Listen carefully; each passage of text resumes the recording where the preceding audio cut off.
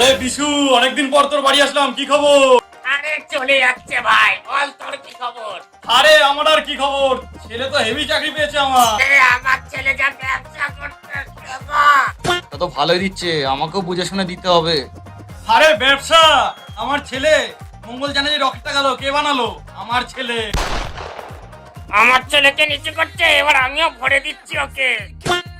আরে মঙ্গলযানের রকেটের ফর্মুলা কে বানিয়েছে? আমার ছেলে বানিয়েছে, বুক ঠুকে বলবো। আমার ইচ্ছে বিজনেস ফর্মুলা, সেটা কোথা দিয়ে পেয়েছে? আমার ছেলে দিয়েছে রে। এলন মাস্কের টেসলার আইডিয়া কে দিয়েছে? এই যে আমার ছেলে। দাঁড়া, ফোন আসছে, অনেক হয়েছে। সে আমার ছেলেই ফোন করেছে, শোন। হ্যালো। বাবা 500 টাকা পাঠাও না, কাজ বাজ করি না বাবা। তো ভাগা, মান সম্মান ডুবুরি, আমার রাখ ফোনটা। আমি না একটু উঠি বুঝেছি, আমার একটু কাজ চলে এসছে। এই চিড়িং মাছ কোথায় যাচ্ছিস? ওকে আমি দেখে নেবো।